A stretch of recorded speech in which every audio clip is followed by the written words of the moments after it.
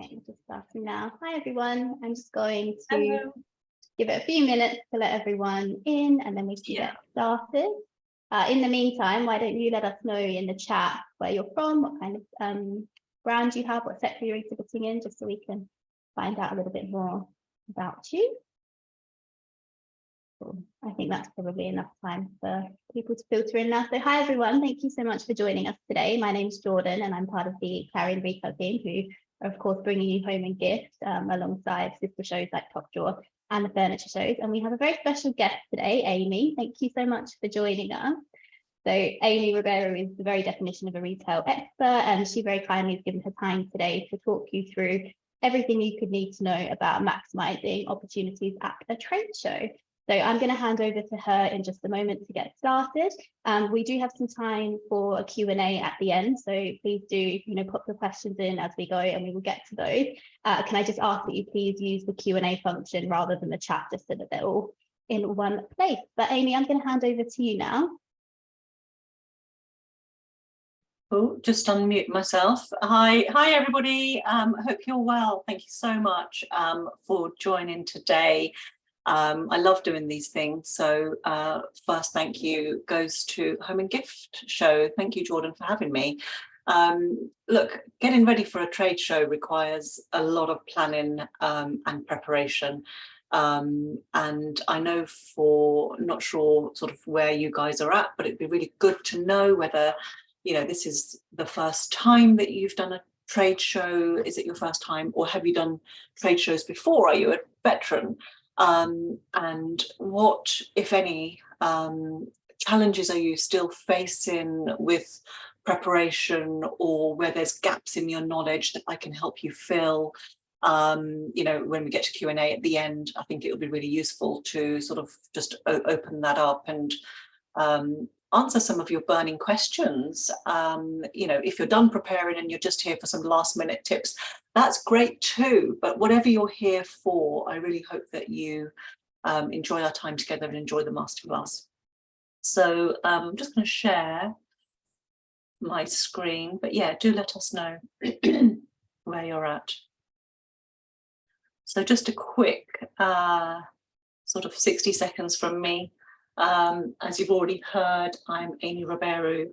I'm an ex-retail buyer, actually, turned product strategist and retail business mentor, and I specialise in teaching brand founders like you the action steps to approach, pitch and sell to retailers, to grow your brand and really define your brand positioning. I'm thrilled again to be bringing this workshop in collaboration with Home and Gift. I've worked for, just some name dropping there, I've worked for some of the biggest retailers on the high street. I've worked for M&S, Next, Tesco's, hopefully you've heard of them. I was a specialist lingerie buyer actually for most of it, but during my time I also bought socks, hosiery, fashion accessories, what else? A short stint in men's pants.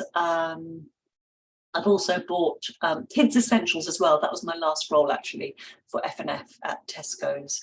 I've now turned my experience into helping brands start, grow and scale. I've obviously been to countless trade shows during my retail buying career and beyond, and I know firsthand how buyers think, and of course what it takes to get your products into retailers. Most importantly, I know what retail buyers are looking for in a new product and how they like to navigate trade shows. So hopefully I'm going to impart some of that knowledge onto you today. I think if you want to really be successful at trade shows, and they can be hard and they are a huge investment, then you really can't afford not to take some time out to properly plan and prepare.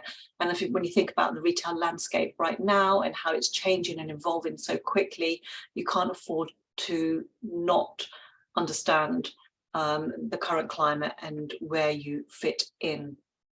So like I said, at the end we'll do some Q&A, and as Jordan mentioned, if you can pop it in the Q&A box rather than the chat, that will be really useful.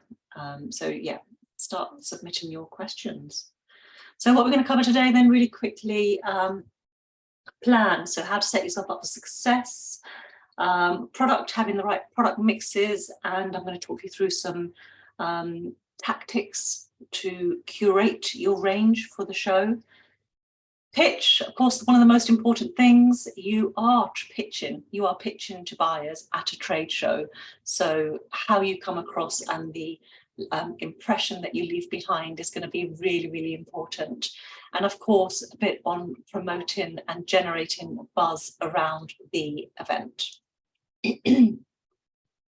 So before I kick off then, I just wanted to sort of take you through just focusing on the retail buyer, who is essentially your customer. Of course, there's distributors as well, but I really wanted to start by setting the scene and just sharing a little bit about, taking you through a buyer's journey and what they are expecting. I'm starting here because just like B2C selling, if you understand the customer, you're likely to be able to know what drives them, and you'll be in a much better place to serve them. So to understand what buyers are really looking for and what really motivates them, I'm just going to take you through how they sort of navigate the trade show. And really, that's the first step of trade show success. So why do buyers attend shows? They attend shows to primarily, of course, to look for new suppliers, to keep up with industry trends, to network, source new products. And they're usually on the lookout for great products that they don't currently stock, but also products which may replace their best-selling lines. So if you've spotted a retailer that you want to pitch to and you think, oh, they've already got something similar, they won't possibly look at my product, don't think like that, because buyers are always on the lookout to replace even what may seemingly from the outside in look like their bestsellers and may look like a well-established brand. You don't actually know what's going on the inside. And I know as a buyer that my bestseller is actually my biggest threat, because once my customer gets bored of that, I'm going to need the next new thing to replace that. So always think ahead, always think like a buyer when you're presenting to them. Obviously, budgets and timeframes.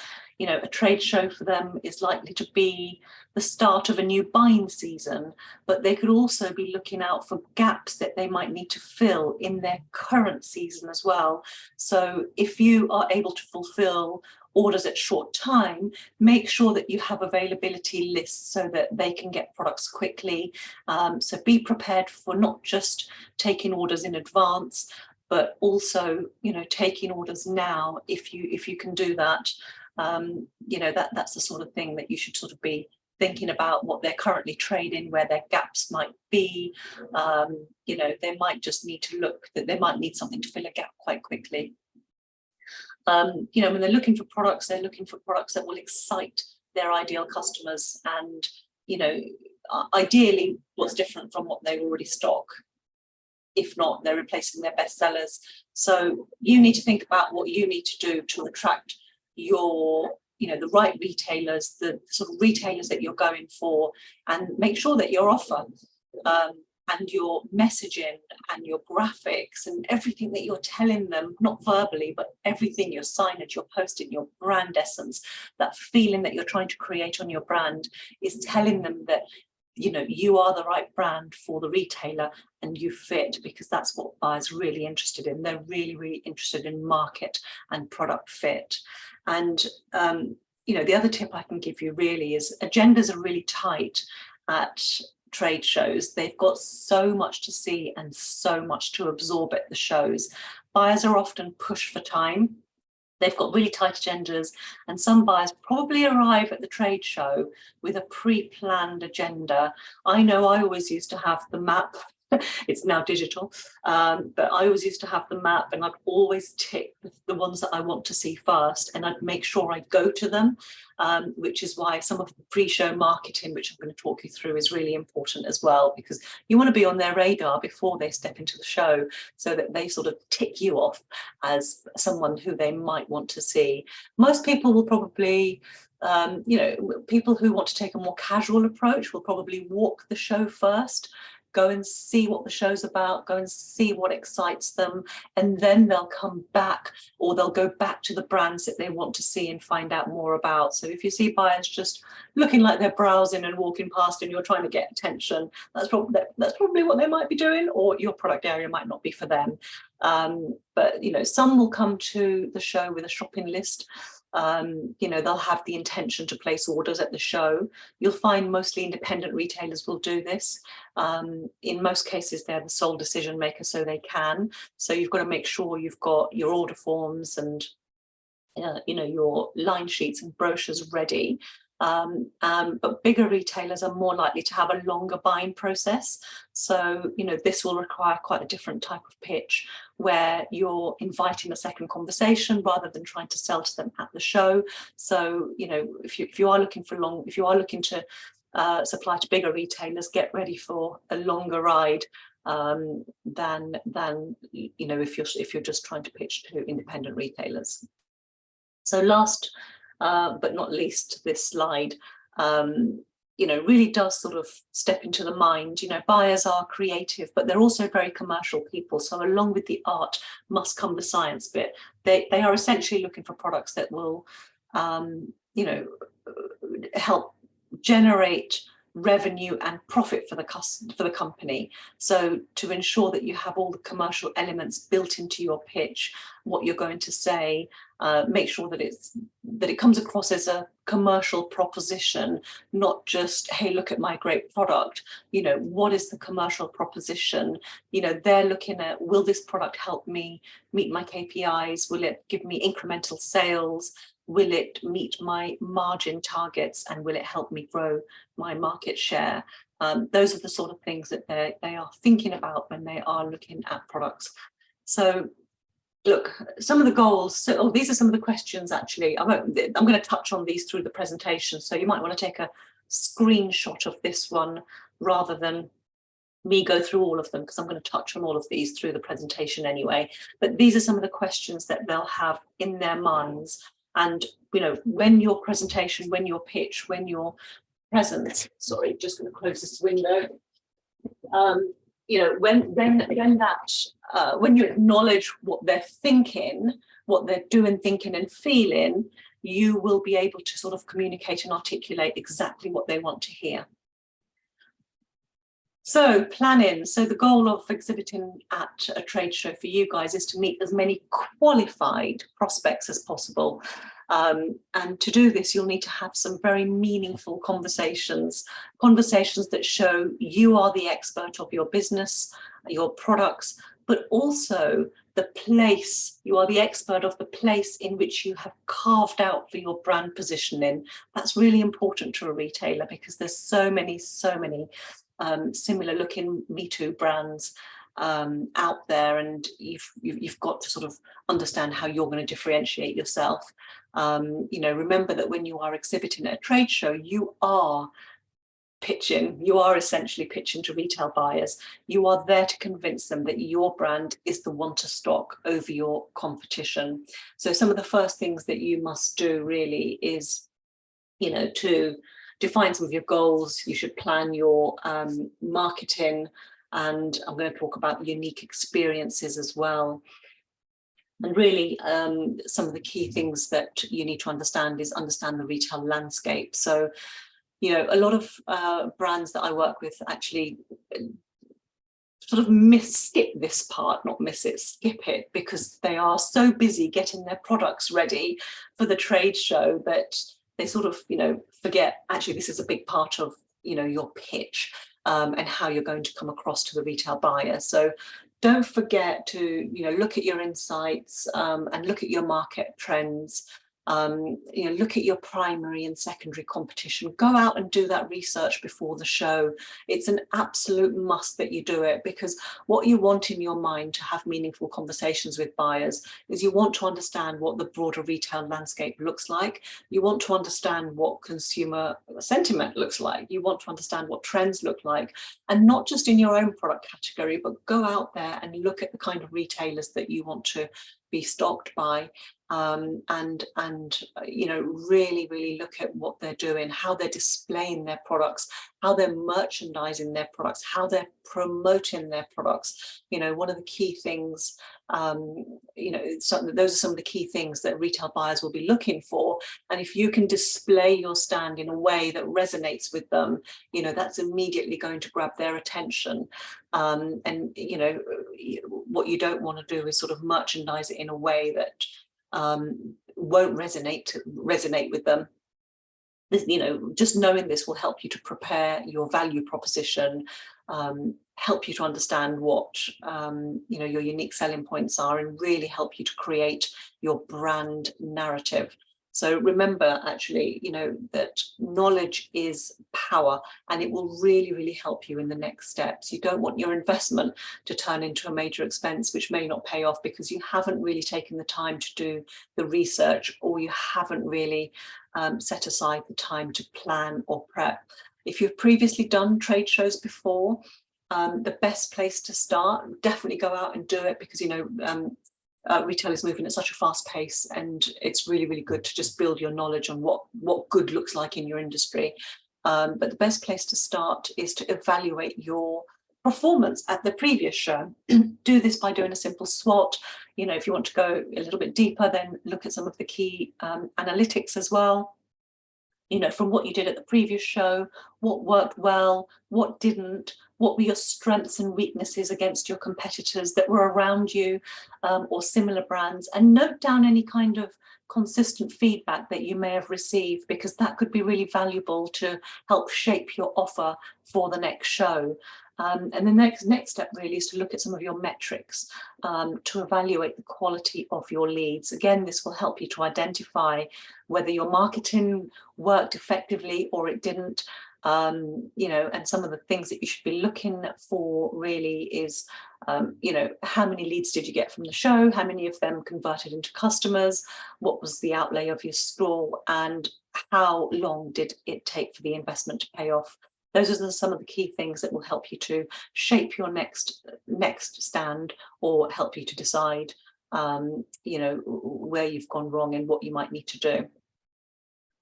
So yeah, if this is your first time, then, you know, do the research in the most thorough way possible. It will absolutely be your best friend. Just gaining a deep understanding of the market which you want to position your brand in, and develop a clear understanding of what good looks like in that space, will really help you to clearly understand what differentiates you. You know, when you place your market out into the products and you place a price on them, you are placing a value on that. So it's really important to understand where you sit in the wider market, because your retailers will know, what's out there. So it really does pay for you guys to know out there, you know, to gain that knowledge. It will help you to attract the right retailers and have the right conversations at the show. So there are no right or wrong goals. It really depends on where you are in your business journey. But one of the things that you'll need to do next is to set your budget for the show. And, you know, I know that, you know, the price of the stand and participating at the show in itself is a huge expense, but one of the things that you absolutely can't skip is what your trade stand looks like.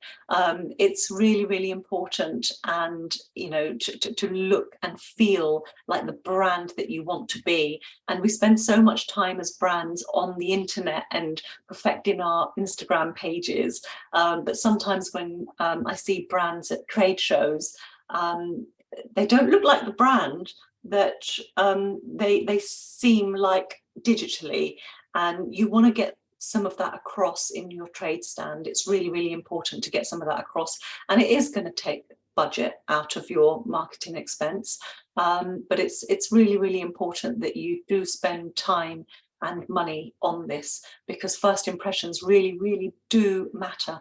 So, you know, make your stands look absolutely great and appeal to the sort of retailers you're targeting as a brand. Because if you don't, and, you know, you wish that you want to, you know, supply to X, Y, and Z retailers, but they don't visit you or they don't resonate with your stand, you're going to be disappointed. So it's really, really important. And I think these are just some of the things that I've sort of, that it's not an extensive list, but some of the great things that can really help you stand out are graphics and images, something that newbies tend to overlook because they feel like the product can do the talking by itself. But just like in B2C marketing, imagery and marketing messages are a really important part of telling your story effectively and connecting with people. So if you've got some great images from your retail product business and they are relevant, use them at the show. It helps to draw people in.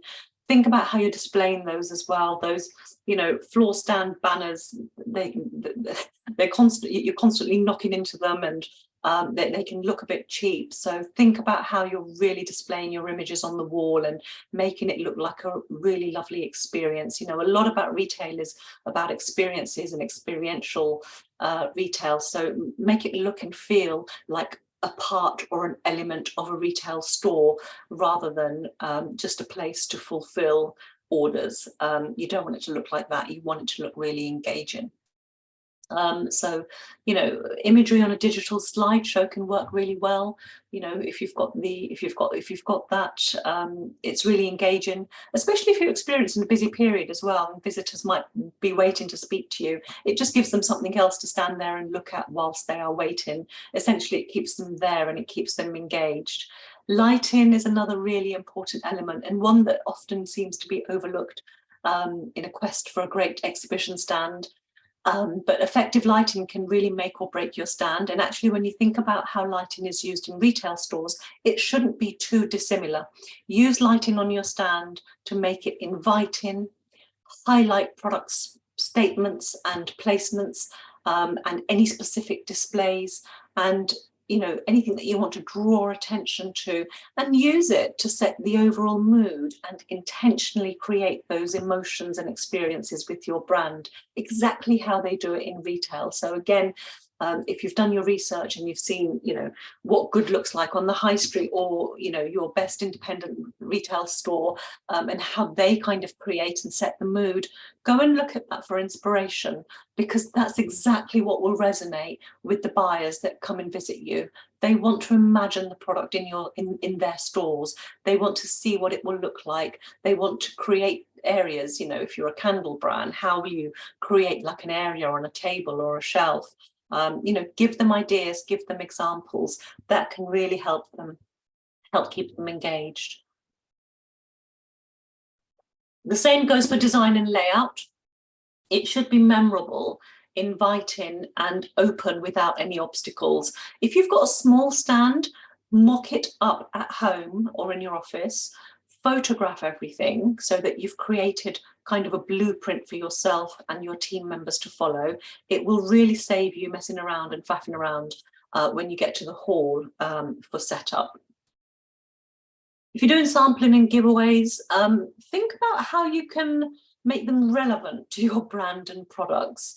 You know, pens are good, but you know, think about how it's relevant to your brand and products. There's never really enough time for buyers to read all of the literature at the stand. So if the visitors seem really interested, you might want to give them something that they can experience your brand when they get home or back to the office. You know, even if you can make it sort of an experiential sort of a moment, you know, with the sampling and giveaways, I think that can be really powerful.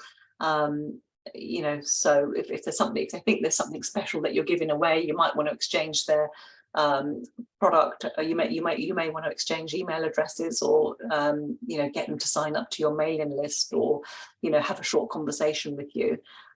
So yeah, if you can sort of create some sort of experience with your sampling and giveaways, that can be really powerful marketing. Flyers, it's always a hot topic.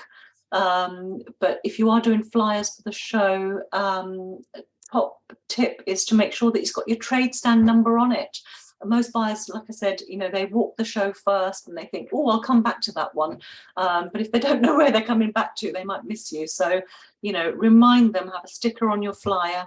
If you're not creating brand new flyers, if you've got them, just create a sticker that you can put on the flyer, just to remind them where they should go back to if they are walking the show first and then coming back to you. You know, because if they are on their radar and they want to come back to speak to you, at least they'll find you with not too much difficulty.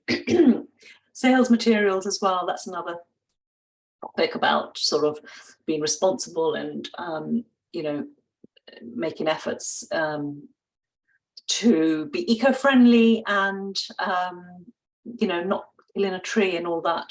I do still feel that you know, a printed brochure is great. Maybe print a few, print what you think you might need, and then maybe give a QR code for the people that don't want it. So maybe have two options is my top tip, really. So you can print, if you are getting flyers printed for the show, you can print your QR code, which is a link to a downloadable brochure and gives buyers access to your digital you know, PDFs or your catalogues. It is eco-friendly. It saves the buyer walking around with bags full of catalogues and their poor shoulders. But yeah, some buyers still do prefer print. So be mindful that you might want to cater for both. And finally, really do go back to your research as well. You know, I can't stress enough how important doing your research and is, you know, look at the type of retailers you're targeting and preempt what might be attractive to them, what their gaps are, what their opportunities are, and what they could be. You know, that will give you a bit of direction on what your marketing for the show could look like. And the real big key is know your competition, not to copy, never copy, but just to stay ahead of them. You know, so much of retail is about experiences and truly putting the customer at the heart of them. And if you can create some sort of engaging experience which leaves a lasting memory, this could be something really, really important.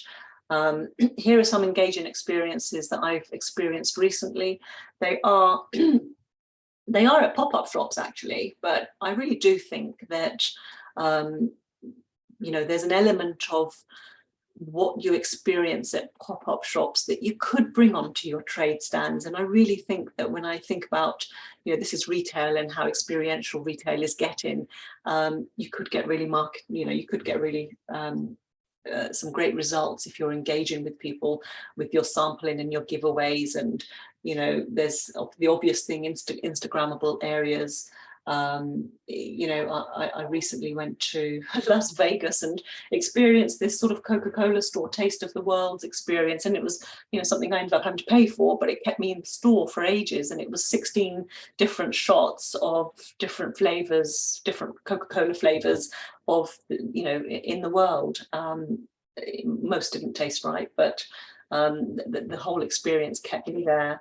And this was another great one, you know, a MAC Beauty pop-up on Valentine's Day, and it was all about find your lipstick shade. And, you know, so some really great experiences that sort of keep you there and keep you, you know, engaged with the product. So if you can think of something that will do that, that could be really powerful, because it means that, you know, people will stay at your stand, and it will create noise and FOMO. And there's nothing like a bit of FOMO that gets people coming and interested and wanting to know what you're about. So yeah, if you can create some sort of experience with your brand, there's just a few examples here, but it's going to be different for different industries, isn't it? So yeah, ideas are welcome. Right, product. Who said product? So again, let's just go back to the buyer and think about what, you know, what a buyer's job is. So a buyer's job is to ensure that they have built a commercially balanced range and offering just the right amount of choice to their target customers. So in order for you to create a balanced offer for your stand at the trade show, your job is to step into the buyer's shoes and break down how the buyer is buying the product. Again, this comes down to, you know, go and look at the sort of retailers that you want to target, and look at their product offering. How are they buying it? Can you see a pattern? Are they buying it in 2s or 3s or 4s? You know, how many different brands are they buying?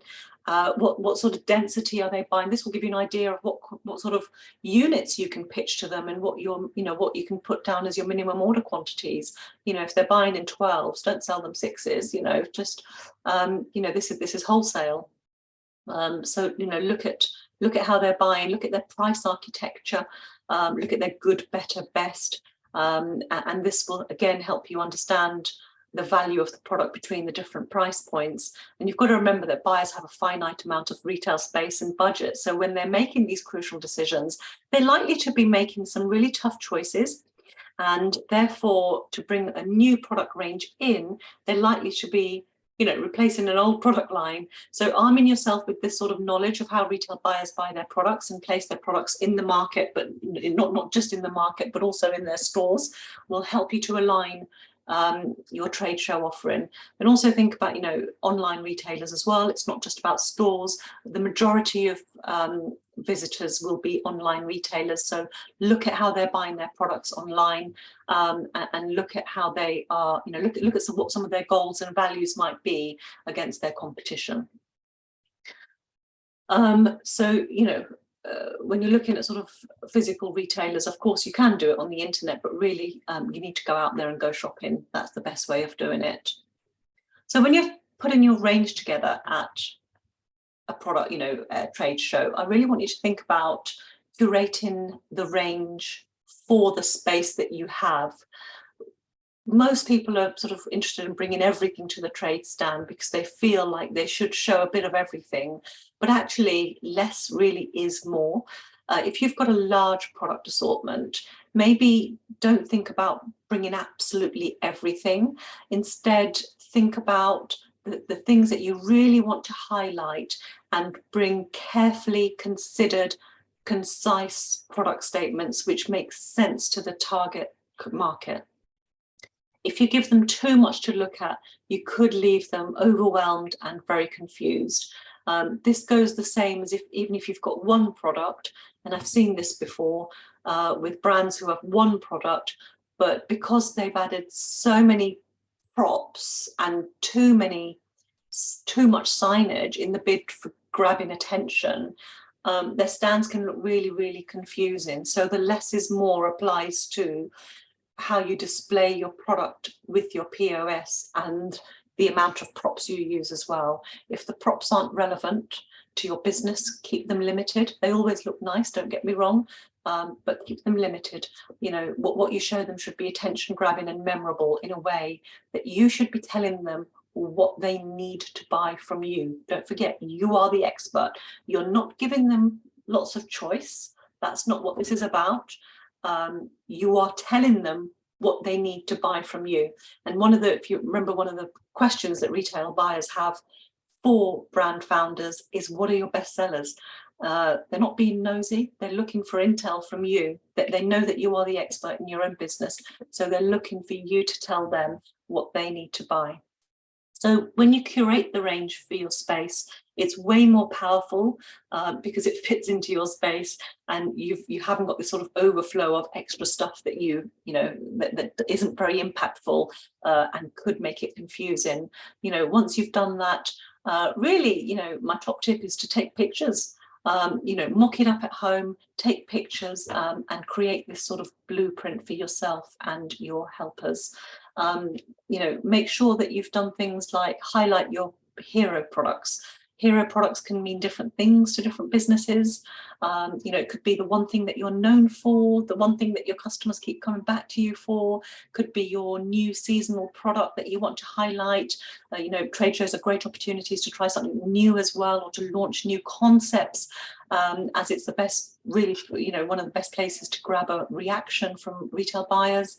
And it could be, your best-selling, your market, your sales drivers, your best-selling lines, your core lines. It could even be something that you've developed as a press piece, or a PR campaign, something that you've created especially to draw attention, or to, be a challenger brand to get some sort of market reaction. That could be really powerful as well. So whatever it is, make sure that you've highlighted that so that people can immediately know what you are about.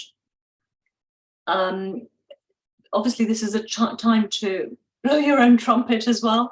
You know, a trade show most definitely is a time to not shy away from, you know, and talk about your success. Shout about any industry awards, PR campaigns, influencer campaigns. Think about how you do it on Instagram and how much, you know, how you use your content for, you know, social proof, reviews, awards, any press, you know, anything like that. Buyers love this because it really shows them that you are making efforts to grow your brand and its awareness, and it makes your proposition even more attractive and commercial for them. No buyer wants to buy product that they, you know, that they're going to need to work really hard on selling. It's all about branding, it's all about awareness, and you know, make your proposition really shout out. You need to have those kind of elements. So whether it's, you know, an extra bit of POS that's got this great award that you had won or you have been shortlisted for, or any media or PR campaigns, even having customer testimonials on your trade stand is something really, really powerful, because it shows, you know, buyers are always thinking about the customers. They're always in their customer's shoes, and you've got to be a great buyer. And, you know, if they can see that customers are saying great things about your products, it will absolutely resonate with them. You know, features and benefits, talk about them. You know, brand founders are great at talking about their features and benefits of their products, but if you're struggling, then dig deep and pull out some of that passion for product you had, you know, when you're creating your products, and think about what your customers are saying, because those are the sort of things you want to really talk about. If you've got a large product range, some of the best things that you can do is, you know, and if you've got like a larger team of colleagues, create some sort of product knowledge manual for each of your products and your product ranges. Again, this will help, you know, so that you don't have to keep waiting for, you know, if your colleagues don't know what product you're selling. It almost acts as a product training manual, and it helps you to, so that you're all saying the same thing and you're all signing from the same hymn sheet, so to speak. You're all consistent, and it helps you too as well. It makes sure, you know, it means that you're not constantly being asked things. So when the stand gets busy, everyone else can do their jobs too. Obviously, packaging is really important as well, because you do judge a book by its cover, and retailers know that packaging really does influence purchasing decisions. And I know firsthand that packaging can make or break the sales of a great, perfectly commercial product. Retail packaging has to be you know, attractive. It has to be engaging. When the customer picks it up, they should know exactly what the product, you know, the packaging contains. They should be able to read about the product and its benefits and its features. You know, and also for you as a brand experience for the customer is everything. So, you know, you and your branding has to portray a consistent message right through every customer touch point. So don't underestimate the power of having your packaging on show with your product, and you know, again, that's going to be really important to a retail buyer. You know, and another key reason that they really need to see packaging is that another metric that's used to measure success in a retail space is space and size. So if your packaging is off the mark, and it means that they can't efficiently or effectively use the shelf space or the hanging space, and that becomes reduced because your packaging is too wacky or whatever, this could be the reason that your great product might not get into retail. So that's why it's really important to show your commercial packaging along with your proposition, you know, just to show how it's going to sit in the product. So sorry, sit in the stores. Okay, just a few ideas here on display and densities and making sort of impactful displays. You know, depending on the size of your stand, you could create some really nice white spaces. If you think about retail stores now and how they're doing, they're not packing the stores out anymore. They're really thinking about sort of high and low density. You know, when you're displaying your products, it's really important to display to different heights as well. You know, eye level is eye level, and that's the sort of thing that will get interest as well quite quickly. If you've got a small product range of jewellery, think about different heights. Don't just sort of lay it out on a table, but think about, you know, retail packaging or retail display stands, and using those to display your products, and think about the different levels and the different tiers. Again, think about, you know, if you've got a larger stand, think about creating spaces where, you know, you can browse and you can look at, and they're attractive. You know, they call them sort of white spaces in retail stores.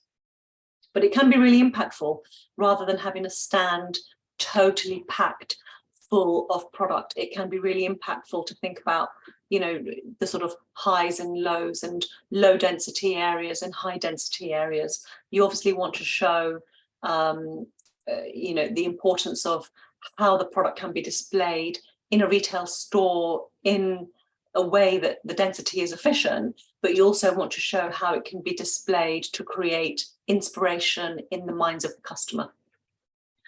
Okay, so pitch. So creating a powerful pitch that grabs attention is going to be one of the most important things that you do effectively. You know, learning to create storytelling techniques to engage and captivate retail buyers, and this is absolutely where you must create a great first impression and stand out from the crowd. And also remember, you know, speaking is selling, so what you say to a buyer is going to be really, really important. No long-winded backstories of you know, how you first started your business and your mum driving you to the post office, and you know, how you grew from your mum's garage. That might well be important, and you know, you can definitely grab elements of that and keep them in your back pocket for conversation. But really, you want to stick to the point. You want to get to the point very quickly. Buyers don't have a lot of time at these shows, and you really want to do this very quickly. You know, buyers are not alien beings, they're human too, and really the best way to build a B2B relationship is to build rapport very quickly. So do be yourself, you know, be natural and inviting. You know, again, you want to tell your story in a really effective way. No one wants to hear a really long, tiring, drawn out story. So make sure that the goal, you know, the goal from this first conversation that you have really is to get yourself a second conversation. But this is just the first part of a buyer's journey with your brand. So first impressions are really going to count. So make it memorable.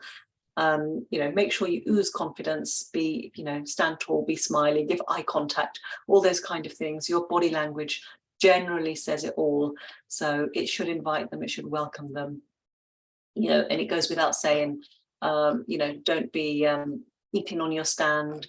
You know, don't be think about the shop assistant eating on the shop floor. You know, if you're on your own, sometimes you don't have a choice. But if you do see somebody walking past, then, you know, do stop eating immediately. Don't be on your mobile phone. Don't be looking down.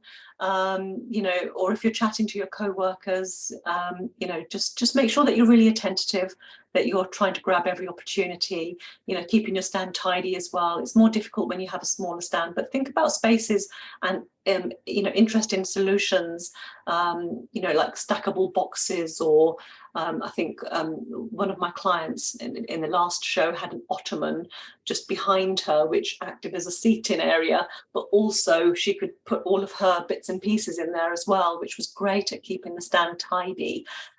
So get your creative heads on, and think about storage solutions in your stand as well.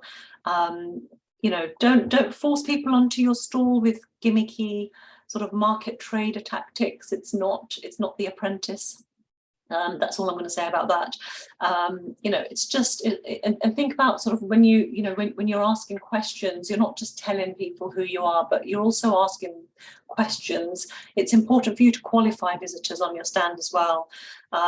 You know, because if they're not the right buyer, or they're not you know, if they're just passing by and they're not really going to be your buyer, you might want to limit conversation with them. So think about sort of questions that you can ask them very quickly to gain whether they are a qualified lead, whether you want to have a bigger conversation with them, but also be open-minded. You know, I caveat that with it's a small world, and networking is the great a networking tool to grow in a successful brand. So you never know who's going to be there, but yeah, some really important things.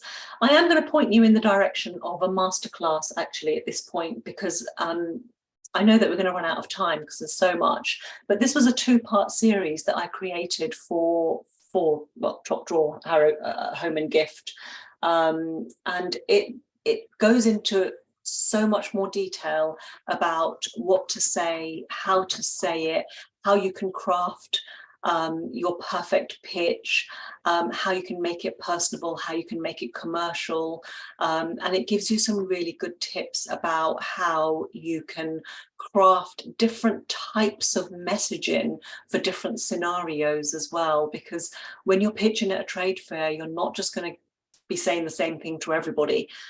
You will want to create different examples at different stages, and you'll want to keep some things in your back pocket. So this is a really, really good, so I'm going to let you take a snapshot of that. I'll keep that there for a minute. There is no cookie cutter approach or right or wrong way, but this gives you some really, really valuable tips on how you can actually articulate that message.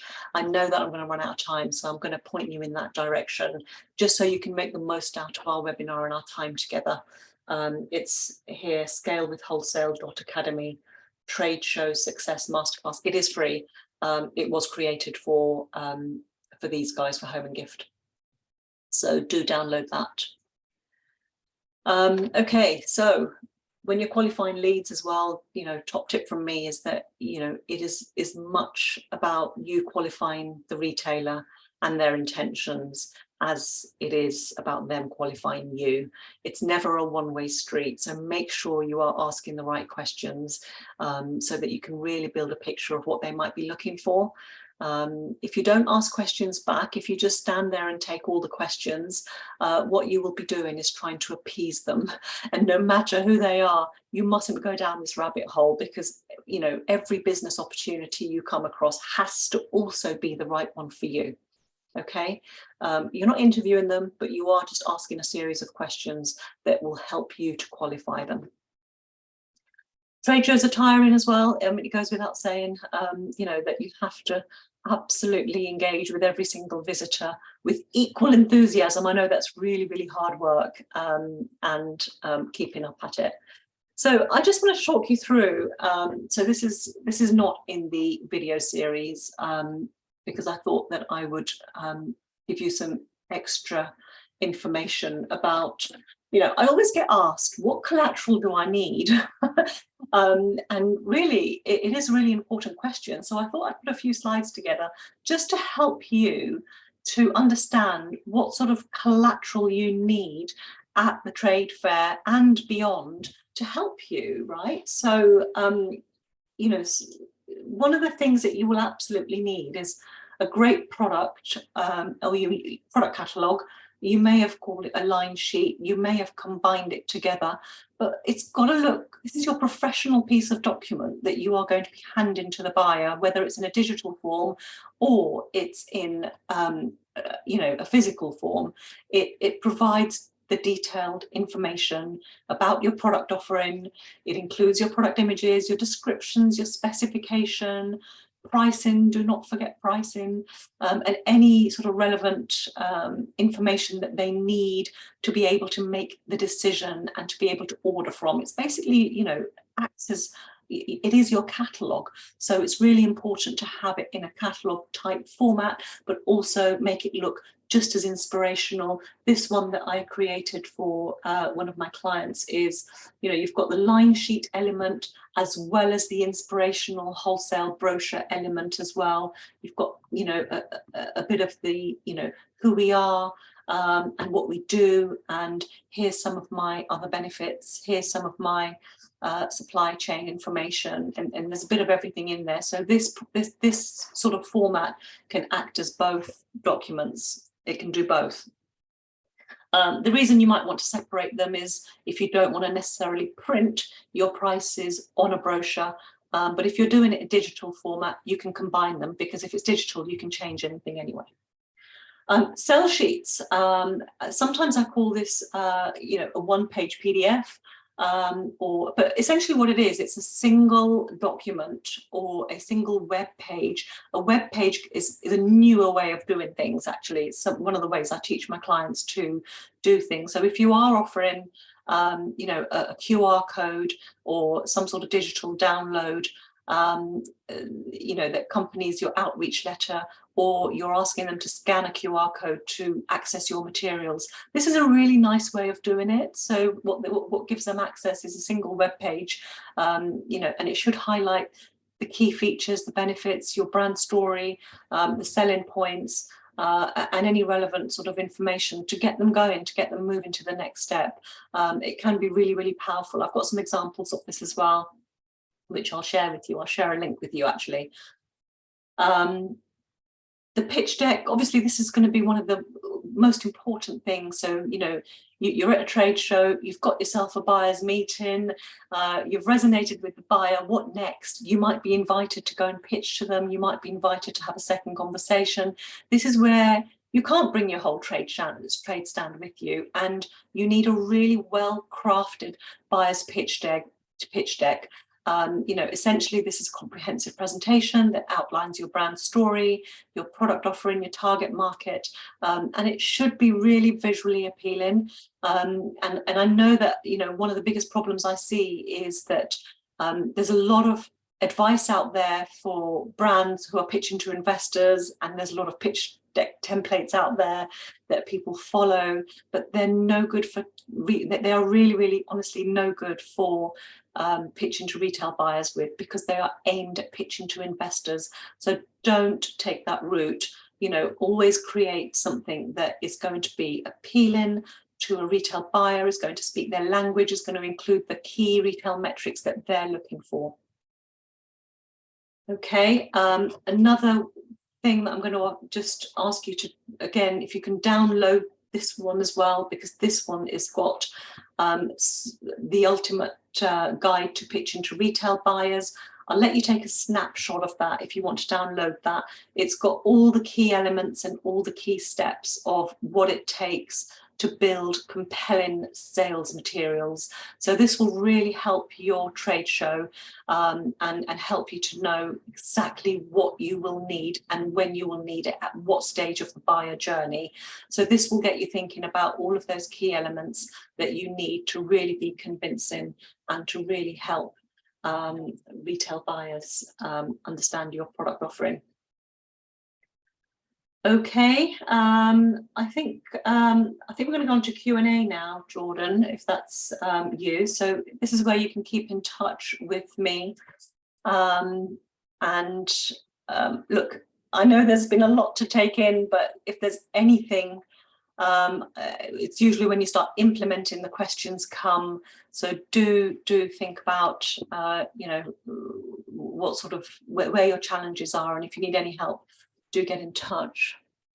Amazing. Thank you so much, Amy. Oh, you're so welcome. Valuable information there. We hope everyone watching found it useful. We do probably have a few minutes for questions. So if you have any questions for Amy, do just drop them in the Q&A section. But we have one here from Karen, who by the sounds of it might be a craft distributor. It says for handmade products from small businesses, what kind of margins will buyers be looking for? Yeah, so it's one of the biggest questions I get asked all the time, and the reality is it's different for every industry. Now, independent retailers will be happy to go with 50 to 55% margin. So that's sort of your benchmark for when you're pitching to independent retailers and they're buying really small quantities from you. So if they're buying sort of 6s and 12s, that's about it. That's all you would offer them. That's where I would benchmark.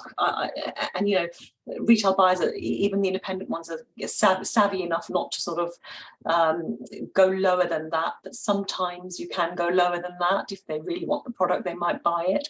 But bigger retailers, really, they'll be looking at a very different type of deal from you. A deal which will involve so many moving parts, and it's not just about margin. It's about crafting a whole deal. So it doesn't just come down to margin, it comes down to a few other elements as well, but they will definitely be looking for higher margins as well.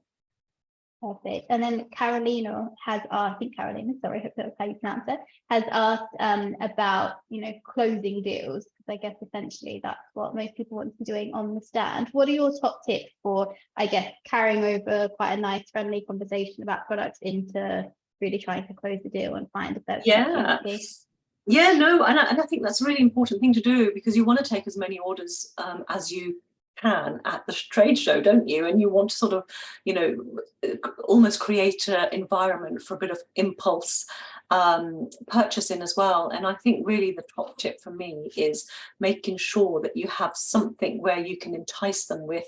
So, you know, when you're looking at your, you know, you're showing them your line sheet, you're showing them your product catalogue, have some crafted offers whereby you're offering them like a starter pack or a promo pack especially designed for the trade show that offers an extra thing that's thrown in. Like, you know, you might be throwing in, and again, it's going to be different for every industry, but if you can throw something in or you can offer something extra for them to place the deal at the trade show, then, you know, that's likely to entice them. But definitely have some crafted deals on a lovely sheet of paper or a POS, which you can then pull out after a conversation and say, look, if you're placing orders at the show, this is a special deal, or this is what else we can throw in for you, or, you know, we'd really like to make this successful for you. You know, so there are ways of being able to sort of just offer them something extra for placing the order at the show, just to sort of entice them to do that. Yeah, gives that sense of exclusivity, doesn't it? And urgency. Yeah, absolutely. Yeah. How about for anyone watching, you know, some people watching might be salespeople and, you know, it's in their nature, but how about for anyone who might have a bit more of a design or marketing background, might be a little bit more introverted? What sort of tips do you have for them to just jump in and sell?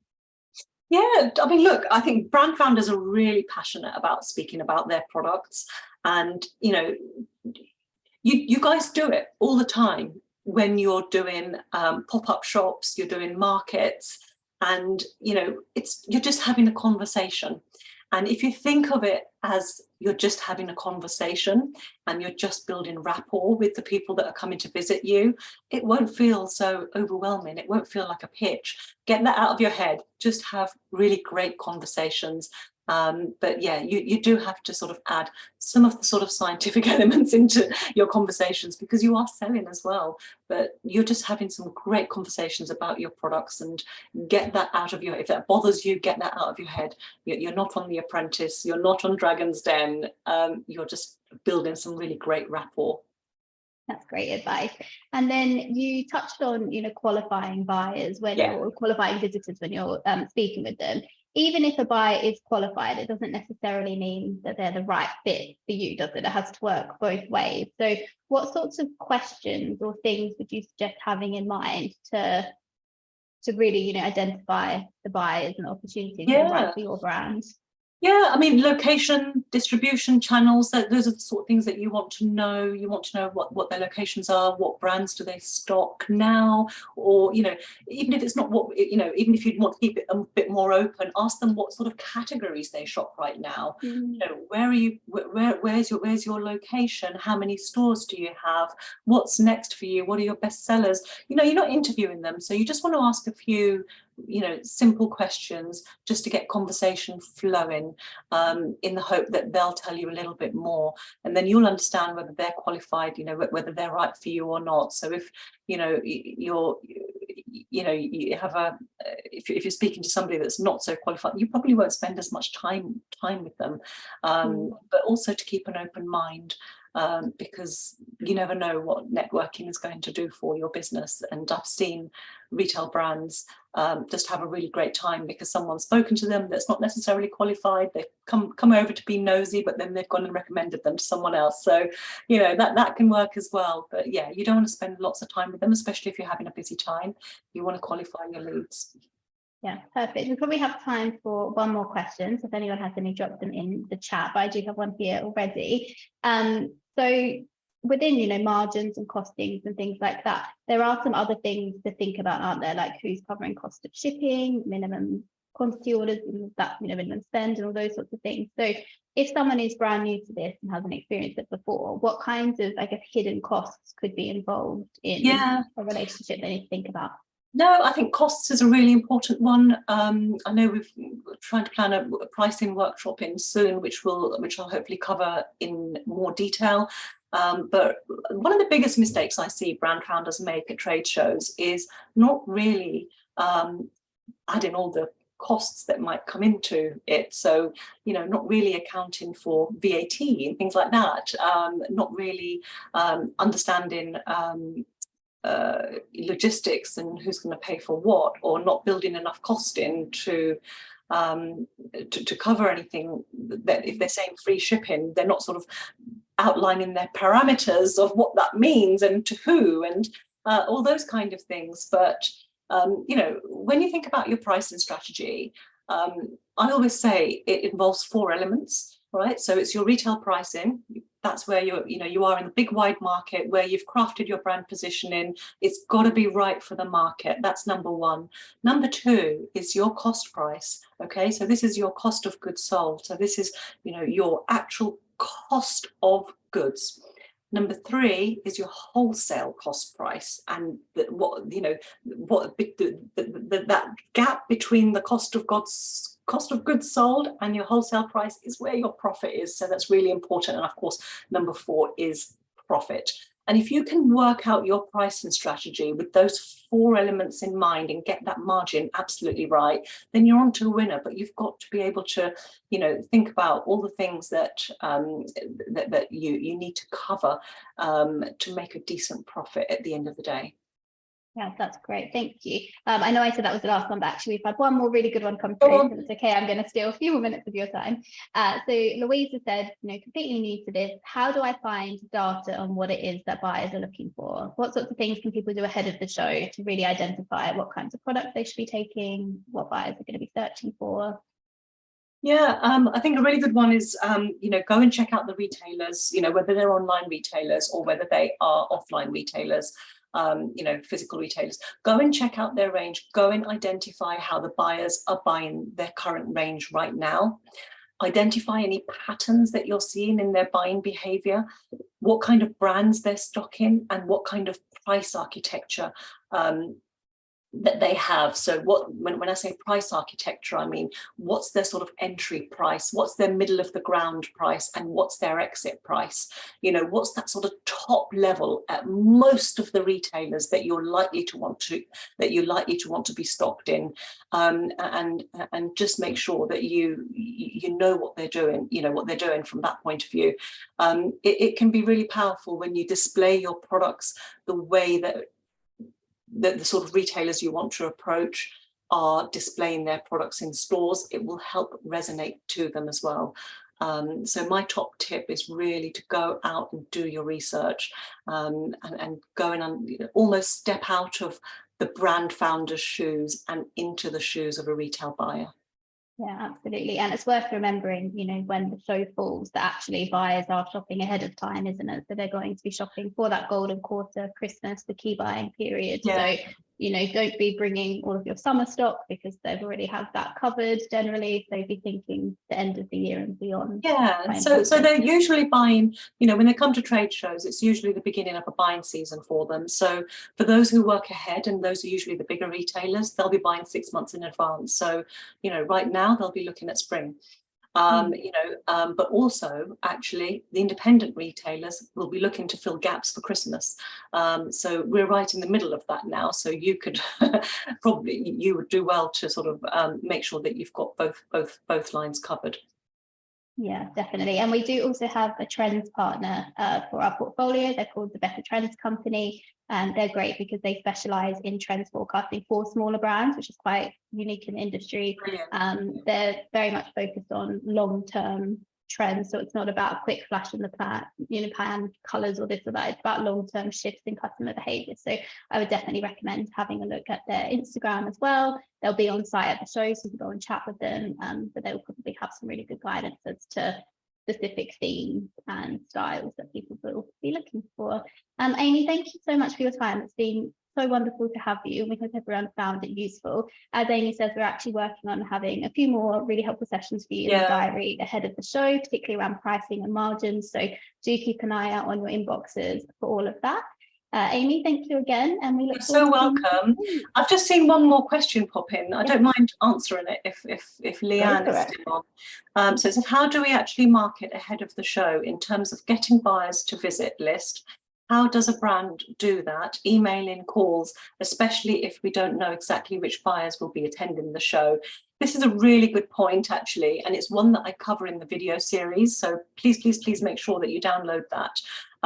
It's a really important element. So in the video series, I talk about pre-show marketing, marketing at the event, and marketing after the event, because the magic is in the follow-up. So again, if you don't mind, Jordan, if I can, because this is one that I did for you guys. So it is free, but that's got everything like that in it. It will cover all of your questions.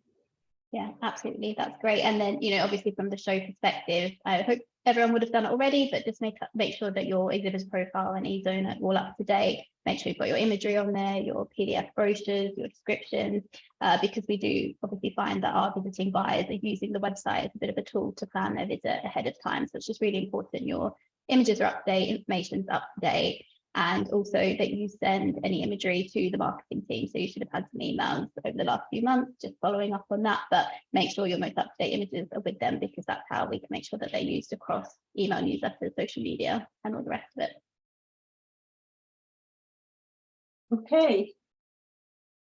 Perfect. Is that the link there, Amy? Yeah, that's the link to the downloadable video series, which covers Leanne's last question in far detail. Yeah, everything you could need to know in these sessions. Absolutely. So and that's a really important one. All right. Yeah, definitely. Perfect. Well, thank you so much for joining us, everyone, and we'll see you again really soon. Thank you, Amy. Bye.